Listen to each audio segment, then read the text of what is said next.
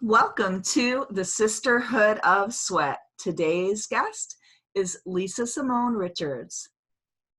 Lisa helps fitness professionals get the word out about their brand. In addition to coaching her private and mastermind clients, she's an author, a course creator, and a speaker who's spoken on industry stages across Canada and the US, including Mind Body, Ideal World, Fitposium, and the Canadian Fitness Business Summit, making sure to not only help her clients get seen in the spotlight, but to get highlighted herself too.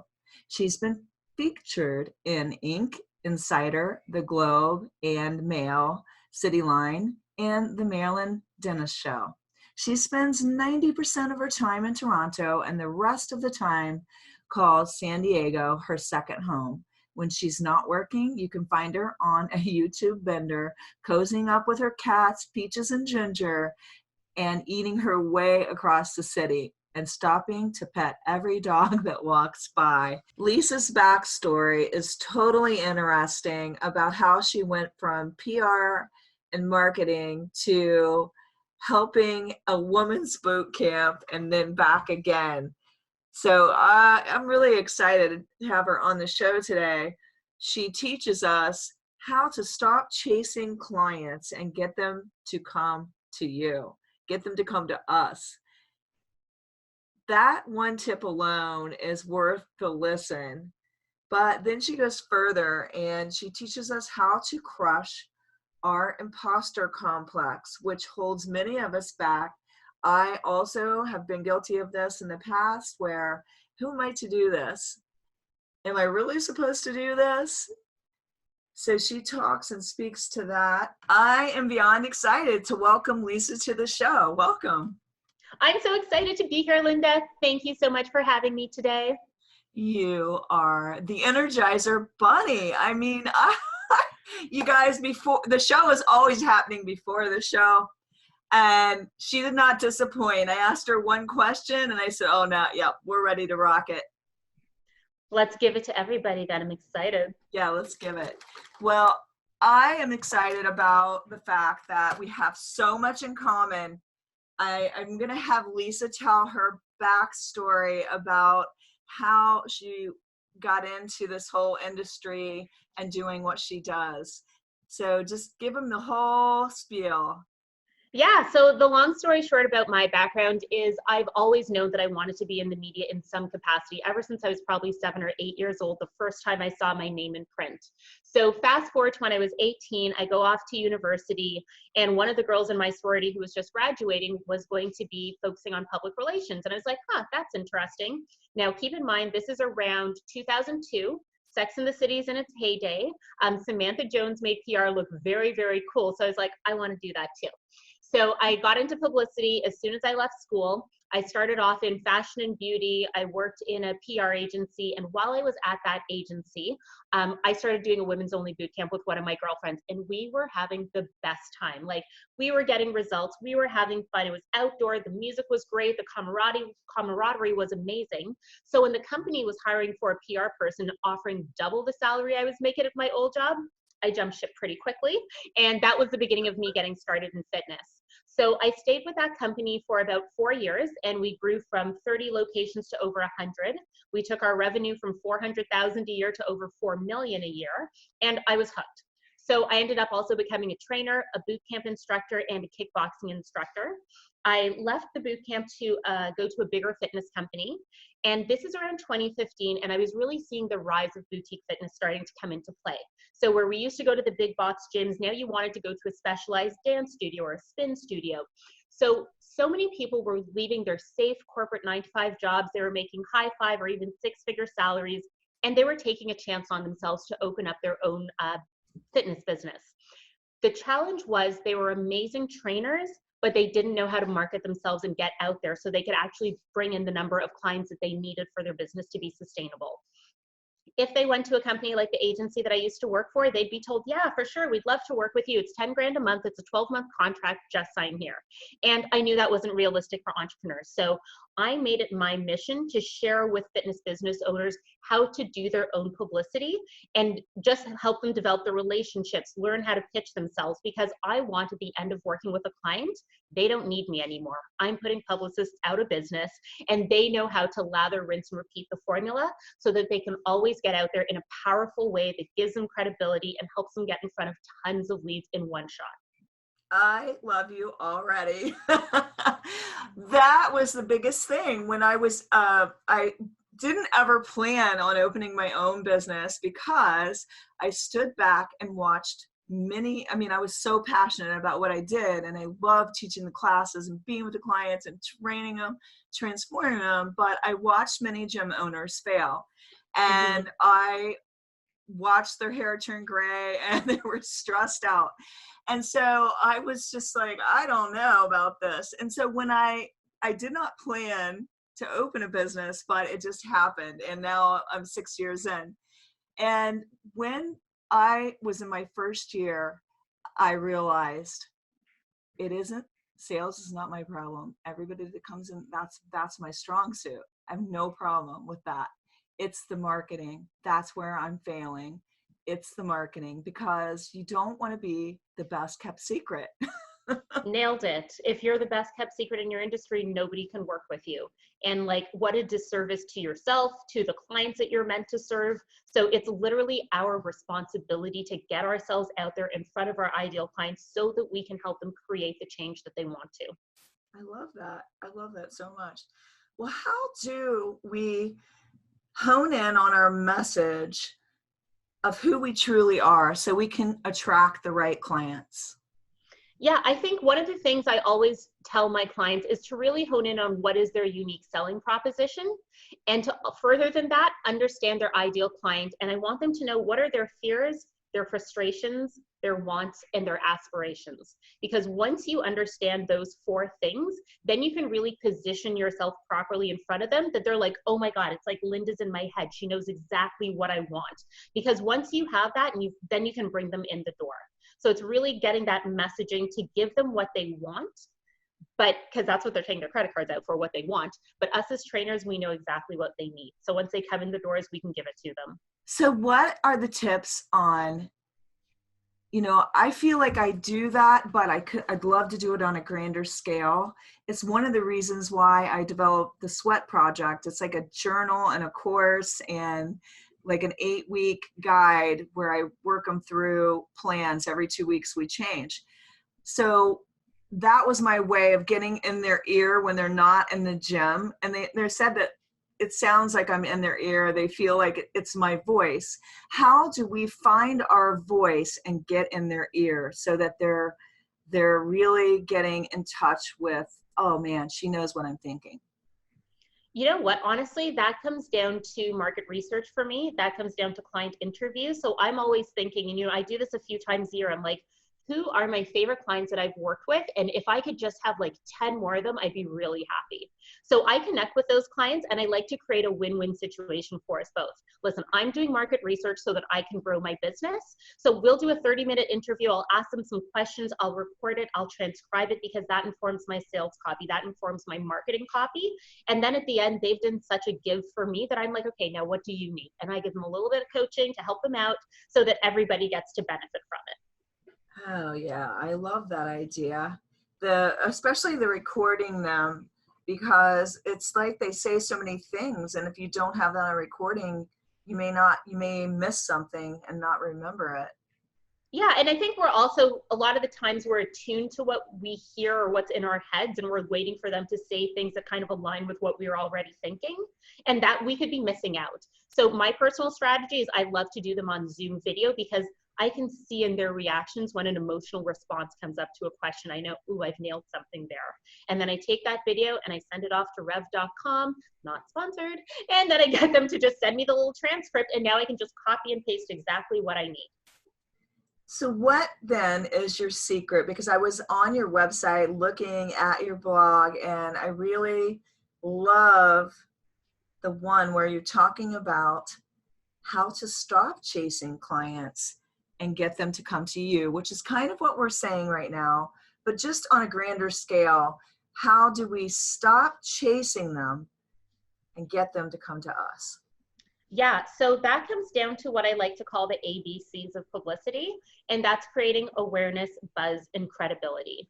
So what I'm seeing these days, and we're recording this in early 2020, is social media is like at its peak. Instagram, Facebook, I love that we're in a position now where we can control our content when it gets published. We're not waiting for an editor to say it's okay to post this now. It's fantastic that we can connect with our ideal clients via DM and have a conversation. But here's where I see the challenge. With social media, a lot of the time people are growing one follower at a time. And now the truth is there is somebody out there who has a community of your ideal clients hanging out. So how can you actually build a relationship with a person who owns that community, infiltrate their community, maybe infiltrate isn't the best word, but get in there in a way that you can offer value and show up powerfully, because when you do that, people are attracted to you. So I think about something that's really big in my business. I like to speak on stages, and thinking about it from the consumer perspective, you look very differently at the person sitting beside you in the audience versus the person who's on stage delivering the message. So how can you show up in that way that has authority, that's connected, that gives value, so that they see you in a way that they're like, I want to work with you? Yeah, I totally hear you on that. And I feel like for where I started, because I've been doing this since I was 21 years old and I'm 57, I feel like when I wrote a book, my first one, that's when that all changed.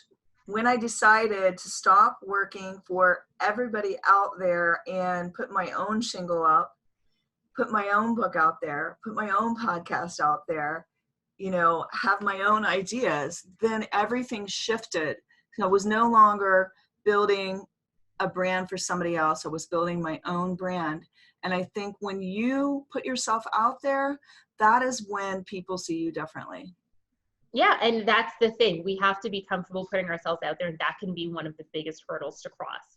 Because I think something I see a lot is the imposter syndrome comes out.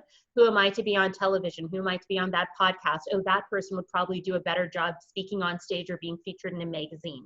So one of the first things we have to drill into is our own value and remind ourselves of who we are, so we can show up in a way that's powerful. Because again, if you're, offering people a program for hundreds, even thousands of dollars, and you're showing up in a way that's kind of timid or not strong and confident, I don't feel really good about putting that money in your pocket. I don't trust you yet.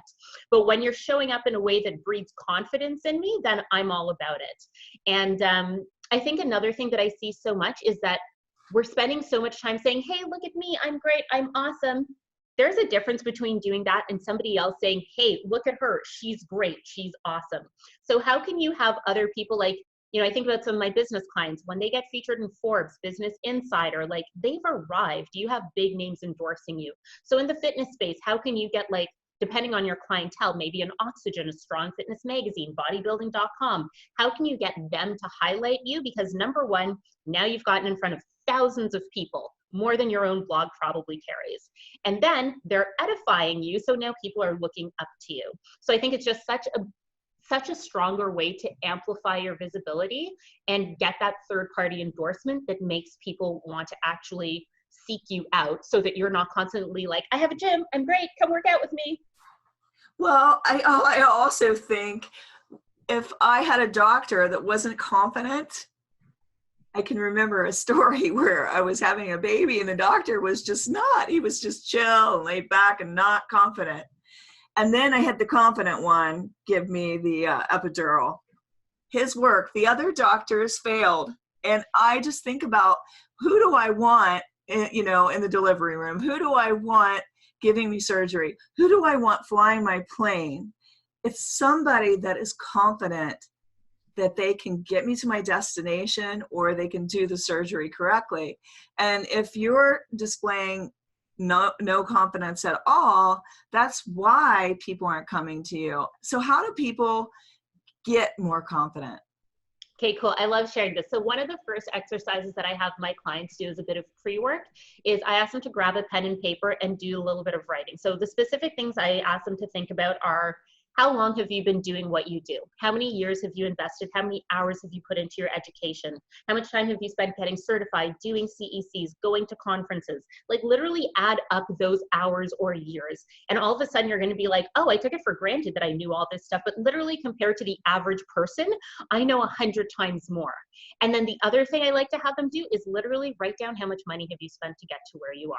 How much money have you invested in your postgraduate education, your certifications, your times going on stages? Like when you see that number show up, like for me, you know, between high school, university, postgrad, internships, I spent hundreds of thousands of dollars on my education. Like, yeah, you know what? I do know a ton. Like I've got all this time invested, all this knowledge. I spent this much money. I have a gift that other people don't have. So I get to spread that, and I get to really root in the fact that, you know, look at all the things that I've achieved, the results I've created for my clients, everything that I know. And then all of a sudden I'm looking at this piece of paper that really reminds me exactly who I am, and it breeds the confidence to take that next step.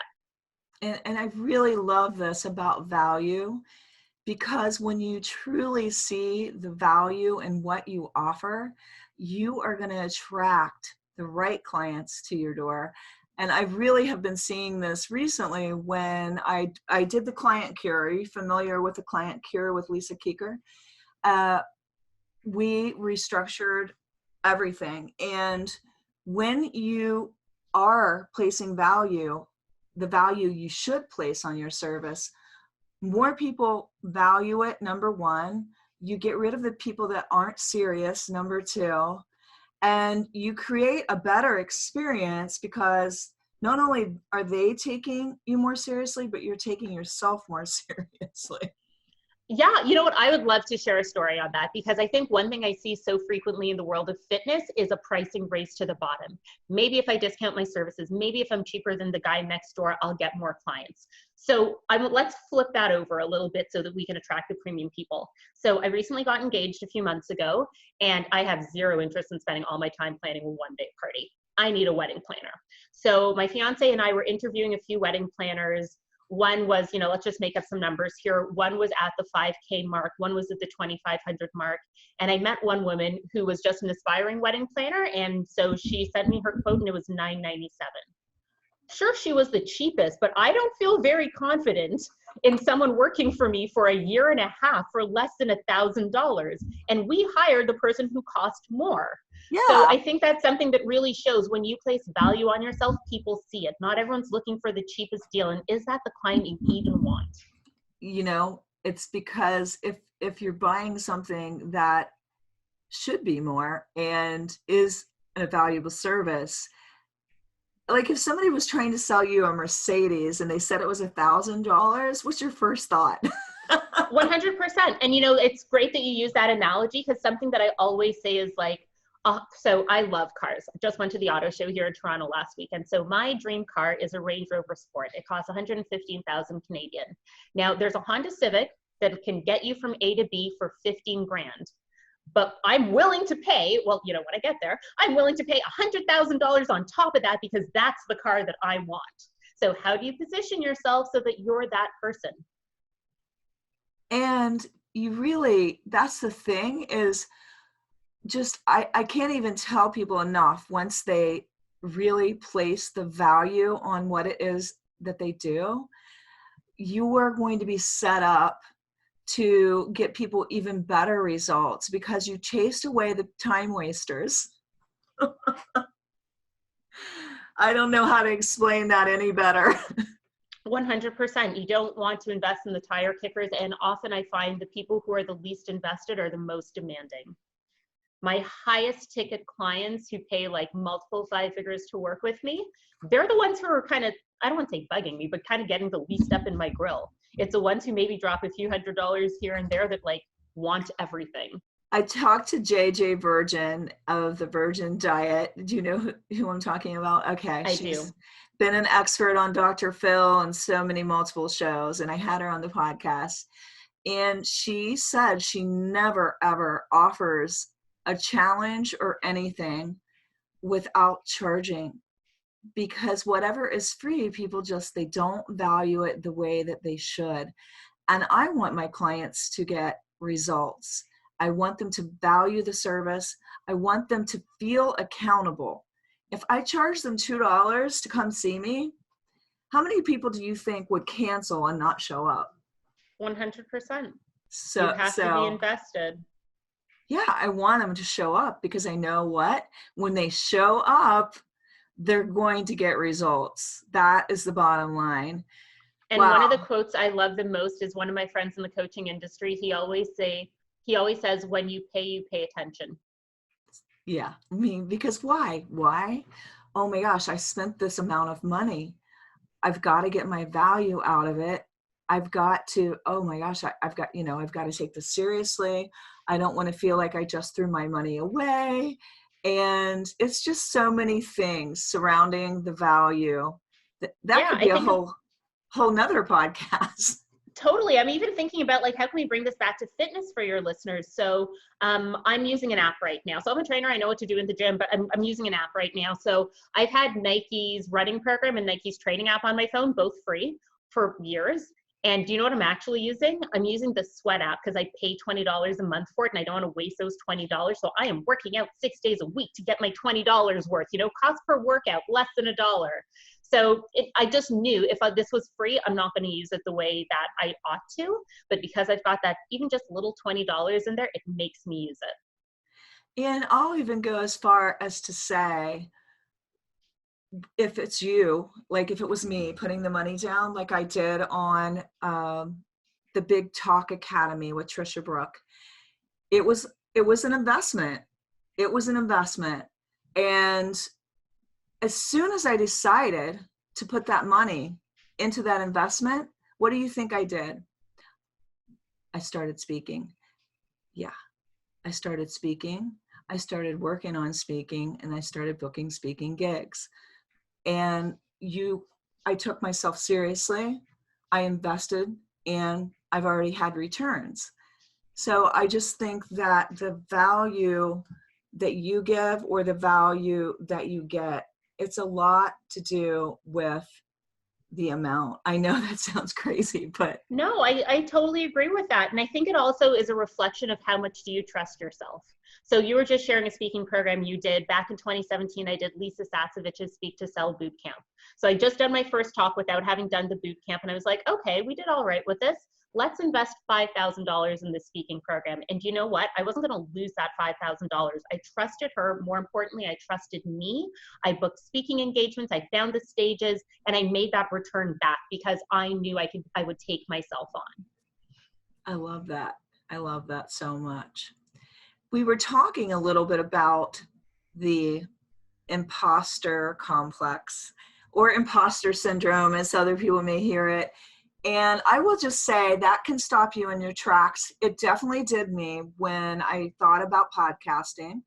I sat back for an entire year. When I thought about speaking, I mean, this, it can be scary. I think part of it is because people think about themselves in front of thousands of people on a stage instead of the reality of starting small. Can you speak to that a little bit? Yeah, and I think we have to remember that small can be mighty and small can be powerful. So I'm going to tell not even my own story, but Lisa Simone's story, because when I did her Speak to Sell program, I remember she would talk about her first talk was in front of maybe 12 people in a private room in a restaurant, so not huge numbers, but she walked out of that room with over 5 figures, So you get to grow. We didn't go from, I think one thing we have to remember is, I'm getting the vibe that you're kind of similar like me. Like I'm super type A, I'm ambitious, I want to do really well, but you got to crawl before you walk. You got to walk before you run, So just taking those baby steps and growing, like my first stage was a smaller stage here in Toronto, a room of maybe 60 people. Now I'm doing my second year speaking on the main stage at Mind Body, following names like Rachel Hollis and Kristen Bell. If I started there, if you told me that was going to be the first thing I do, I might freeze in my tracks, but I created the confidence along the way.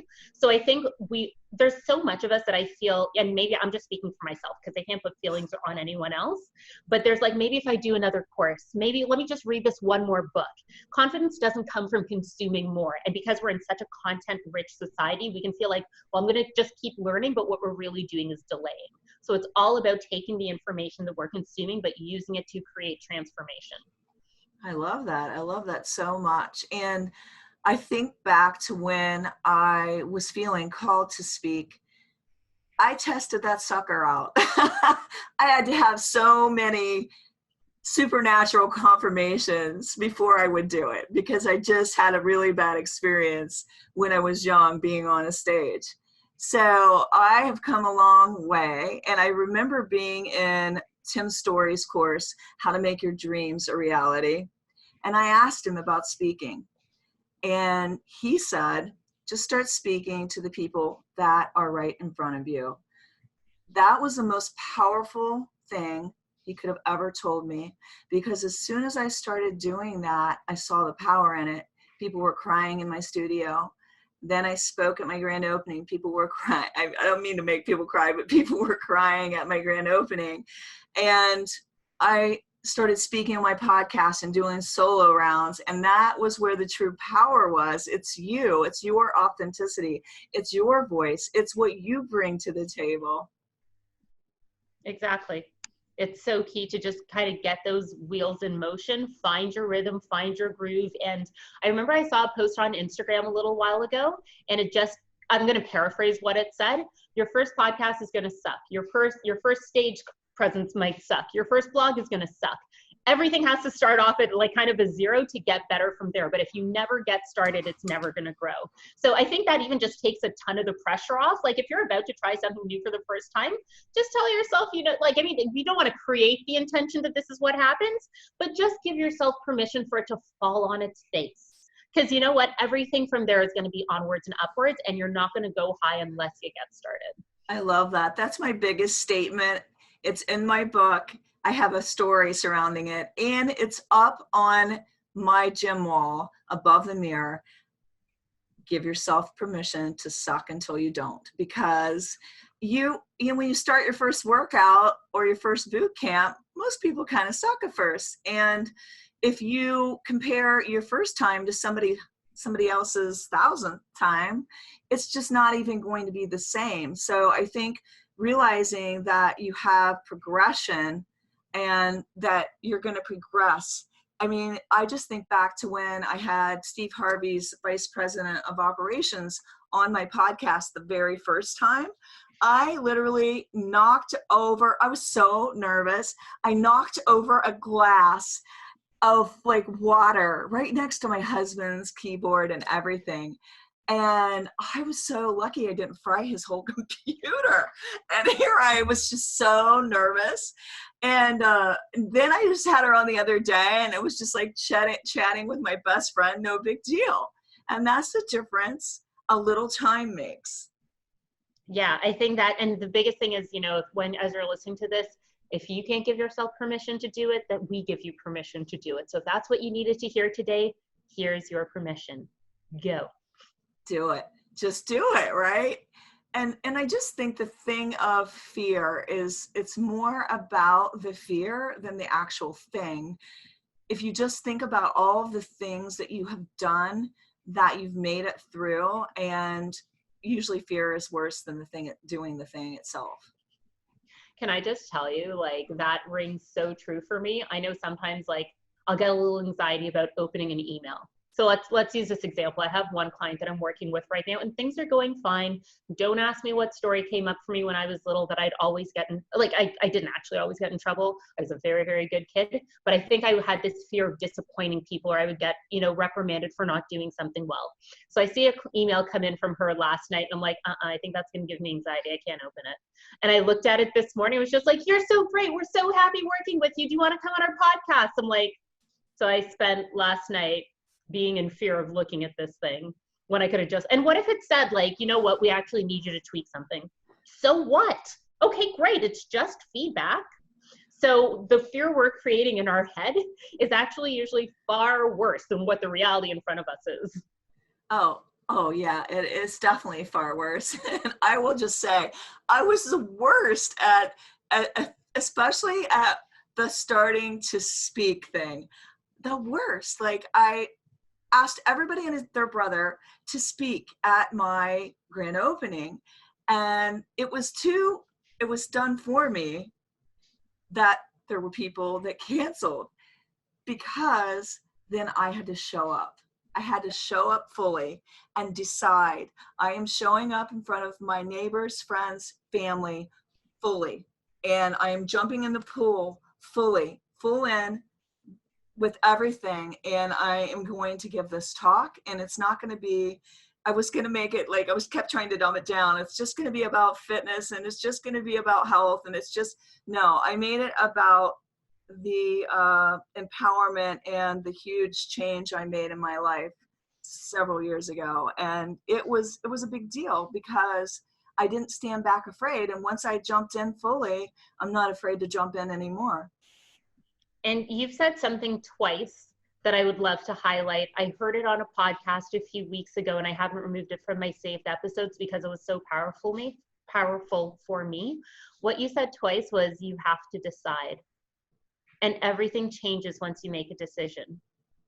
It is. It's that way with fitness. It's that way with transforming. It's just that way with everything. It's just that mental making of the decision. That is like the most powerful thing I think you can do. Totally. I'm thinking about, like, so a book that I read recently is Atomic Habits by James Clear. A lot of people are talking about it right now. And one of the examples they were talking about in terms of habits and decisions is the example of someone who's trying to quit smoking. So someone may say, oh, no thanks, I'm trying to quit smoking. And the other person may say, I don't smoke. Like, there's such a difference in having made that decision of I don't smoke, so that isn't even relevant to me, versus I'm trying to quit. And I was like, whoa, what a like shift in how you think about things. Yeah, the mind shift. The mind shift is essentially everything. It's shifting, I get to do this, and actually having fun with like your eating when you're making meal prep, making it fun, like an adventure, instead of like torture, like, oh, I can't have this and I have to eat broccoli, you know. But it's all perspective, right? Like, I did the Whole30 about a year ago, and instead of thinking, I mean, don't get me wrong, this was hard in the beginning, being like, but I love pasta, I want to eat pasta.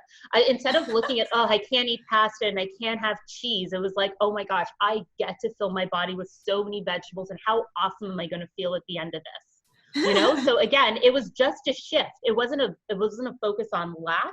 It was a focus on, what do I get to do for myself? I love that. And this is not a plug for Primal Kitchen, though I freaking love their products.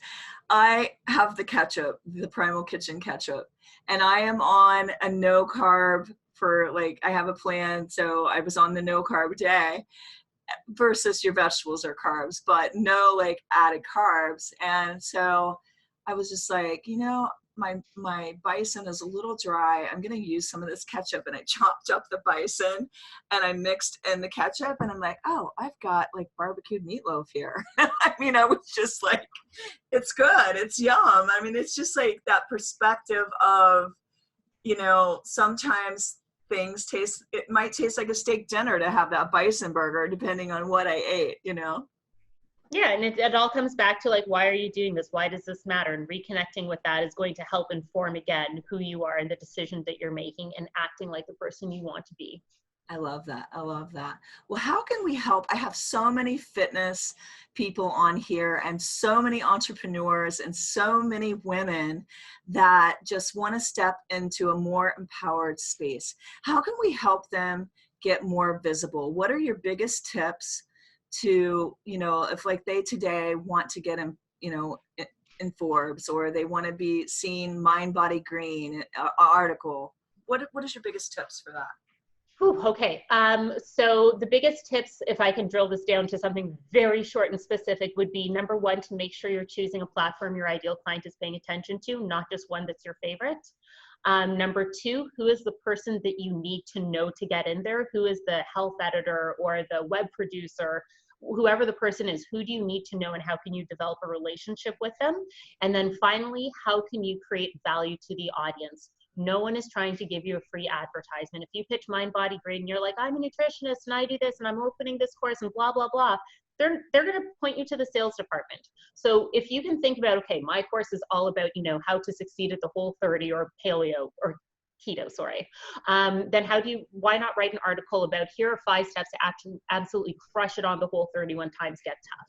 And then they're going to give you a link and then people are going to find you. But if you make it all about you and your business, that's what an advertisement's for. So think about how can I create value? So whether or not someone decides to take the next step with me, I've left them off better.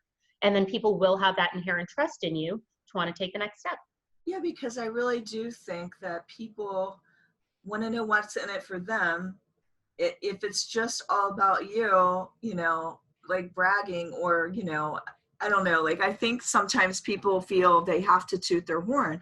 Yes, you should tell what value you bring to them. Totally. Everybody's tuned into WIIFM, what's in it for me. So make it about here's what's in it for you and here's how I can help you get what you want. And once you show people you can help them get what they want, then they're more interested in finding out about you. Yeah, because all of a sudden you're the solution. I mean, myself, I was listening, I don't remember what podcast, I was listening to a podcast and immediately turned it off. And so I thought, mental note, what was it that made me not want to listen anymore? Because I wasn't interested in what they had to say. It was all about them. It was just that wasn't value adding. And I really only have so much time. So I like to get the workout in, the value in to the mental and positive mindset, and then move on about my day. Totally. I had a very similar experience. I was listening to a podcast, and I'm sure a lot of people in here love this person, so I won't drop any names, but I was listening to the episode and I was like, for the last 5 minutes, you've been talking about yourself and your launch, and I don't care. So I was going to listen to this episode, but now I'm going to do other things.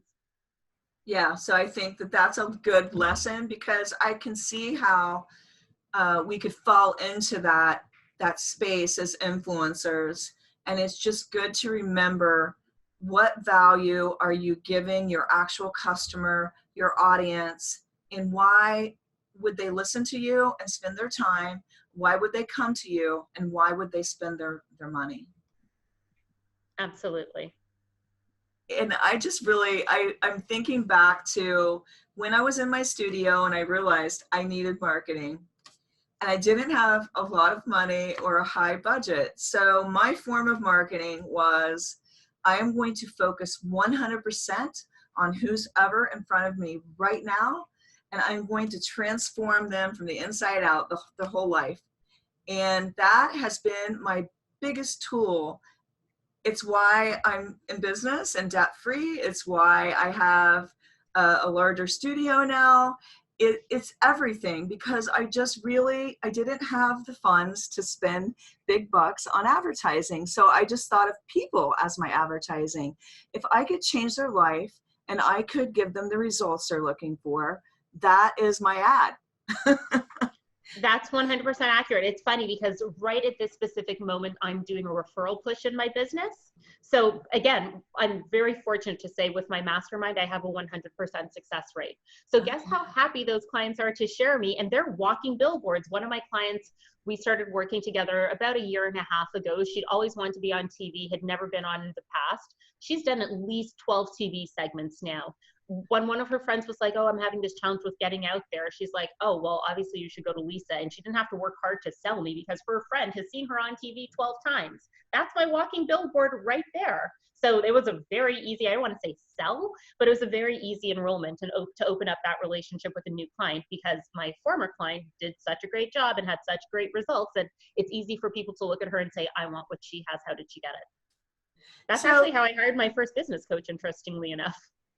Right. So what are the biggest tips on getting that publicity, like that you could give someone that wants to go, let's say they're pitching the Steve Harvey show or they're pitching Oprah Soul Sunday. That would be a huge pitch, wouldn't it? Let's say they're pitching somebody like that. What would be the thing that you feel Steve Harvey is looking for in his guest? And that person, what do they need to do to get their attention? Because they have 1 million people trying to get it. Yeah, that's a really big question. So, okay, you use the examples of Steve Harvey and Oprah. So I'm going to dial into that for 1 second. I'm a big believer in playing a big game. I also believe you get to grow. Everybody wants to be an Oprah. If you've never been featured anywhere, why are you asking Oprah to put you in her magazine? Like, what credibility do you have that someone's going to choose you? That's the honest truth. Not to be harsh, it's just real. Right. You need to be So ready make for sure, that. yeah, so make sure you're doing, it's great to say, okay, I want to be on the Steve Harvey show, and to get to a level where they're going to put me on national television, I need to start building the credibility. How can I start doing local television? So when the red light for the camera comes on and I'm live, I can show up powerfully. Exactly. The producer is going to want to see a reel of you on television. So start small and grow the confidence. That would be one thing. And the second is understand how you fit in with their existing content. So I think a lot of the times we have an idea that we think is perfect for Steve Harvey or Oprah, but we haven't actually paid attention to what are the sections in Oprah's magazines? What are the segments in Steve Harvey's show? Does he do does it like health and wellness Mondays and relationship Tuesdays and home day Wednesdays? Like, okay, he definitely doesn't have home day, but do you know what I mean? Like, understand how they communicate with their audience, and then say, hey, you know what? I know on Mondays you guys talk about health and fitness, and one of the biggest trends I'm seeing in the industry right now is XYZ. I would be the perfect person to dispel a few myths in this because I have A, B, C, and D.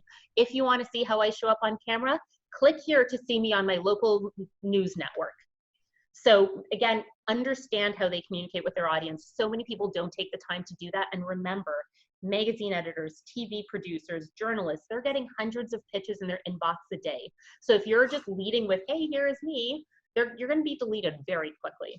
So show that you understand how they communicate, show how you can fit in and why you are the best choice out of the 500 trainers reaching out to the show. And that's how you're going to get in front of them, and that's how you're going to get featured. The other thing I'll say is make their job easy. So if you want to be on television, you have to remember they're thinking about, okay, what's going to make for good TV? What's going to make for a good banter or like movement on a camera? You know, whenever you see a fitness segment, there isn't just one lonely person by themselves. There are like two people in the background doing the beginner version and the advanced version. So when you're pitching, saying, this is what I could see a segment looking like, I'll have person A do this, person B do that, so we can fill out the shot and make it interesting.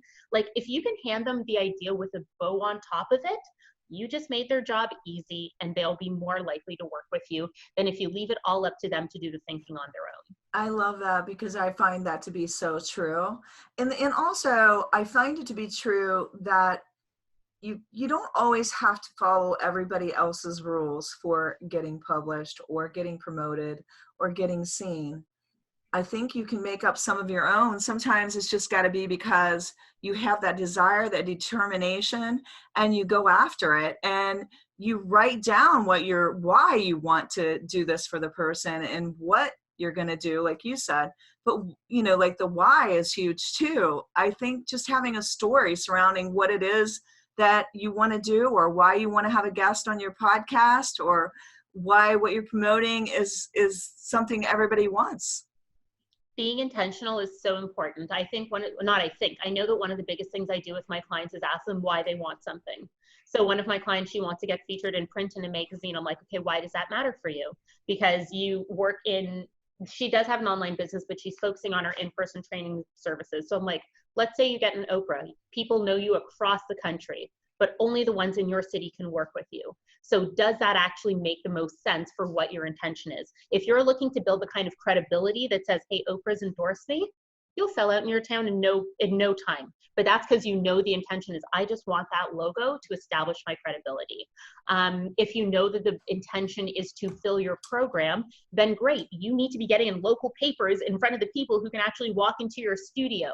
So to be really clear on what result do I want to create from this, that's so important. It's going to inform why you're doing what you do. I love that. I love that. So what is the biggest PR story for you, and how did you land it? Oh, wow. How many stories do I have on this one? Okay, this is one from so long ago. This is a 2009 story. Maybe I'll think of something a little more recent too, but because you said a big story. I remember working back in the agency that we talked about at the top of the interview. We were working with a beverage client, and we were doing some kind of pitch for them. And anyways, long story short, I pitched in a way that absolutely pissed off my manager and everybody above me. And I remember getting in trouble at work until the next day that client was on the front page of the paper above the fold. So when the client opened their hotel door in the morning and picked up the paper, they were at the very front of it. So all of a sudden no one was pissed at Lisa anymore, and they were like, oh, Lisa's most brilliant. And I like quit the week after to go to the fitness company, but I was like, ha. So that was a really big story for me. I love that one. What's another good one? One of my clients, she is a trainer, the one I mentioned before, and one of her visions was to get featured on Pop Sugar. They get millions of views a month, more than Refinery 29 and Vogue combined, and that's where her ideal client is hanging out. So again, I was like, you've told your transformation story on your own platforms, but let's leverage their audience. So she had a transformation story on Pop Sugar. It was a slideshow with about 8 images, I think. And within less than 10 days, that story had been shared over 1,000 times. It got posted on Yahoo. It got posted on MSN. It brought her clients. And again, if she had posted the same story on her blog, that reach would have never happened. I love that. I love that. And why should you, like when you are trying to go for that big thing, why do you think people should realize that, when you shoot for the moon, you probably are going to get the stars? Like when I shot to go on the Steve Harvey show, I was on it in all kinds of clips, but I should have been more specific to the universe what I meant.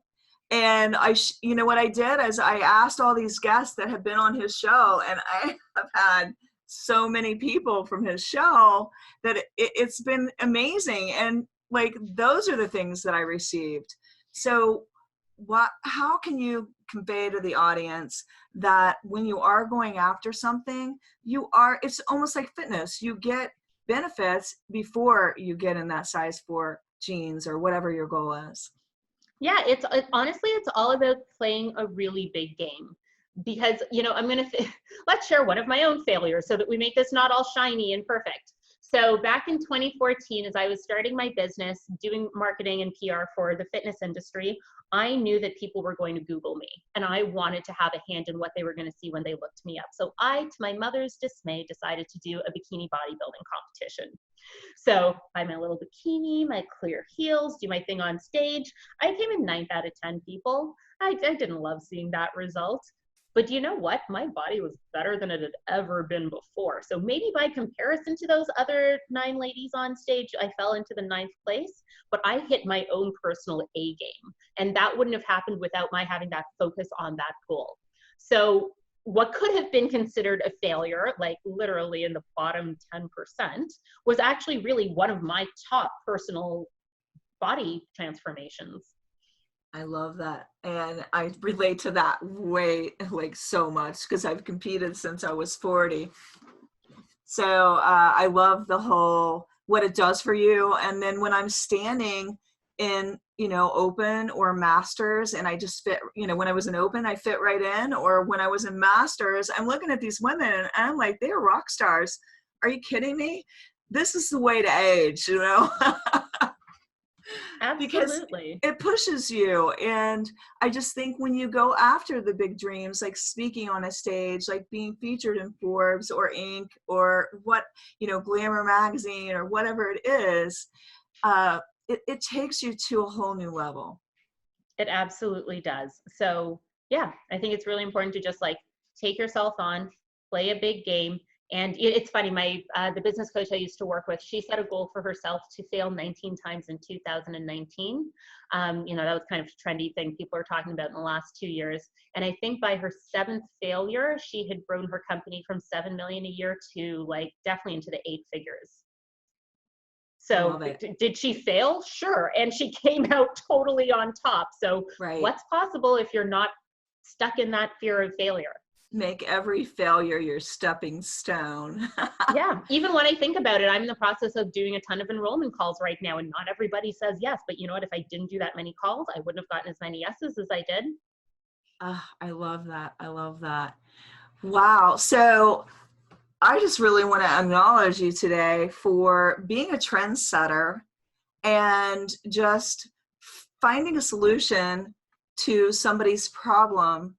And you know what I mean? Like, your skills are unique. And I just think you're going to skyrocket with this business. So I just want to acknowledge you for finding your own path. And you have a freebie that you're offering on your website. Can you tell everybody how to get that? Yeah, okay, this one's really cool. So I just created this a few weeks ago.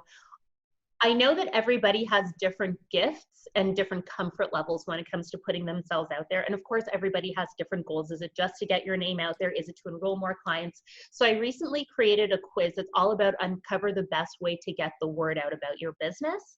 And it teaches you, just go through a few questions and it's going to say whether you're best off speaking on stages or doing cross promotions, really whatever's going to make the most sense for you. So if someone goes to my website at www.lisasimonerichards.com, and Simone is S-I-M-O-N-E. At the very top, they're going to see a link to be able to do that quiz.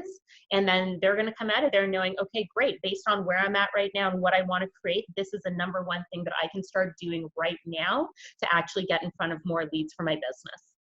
Wow. So I just want to thank you so much for spending this time with us today.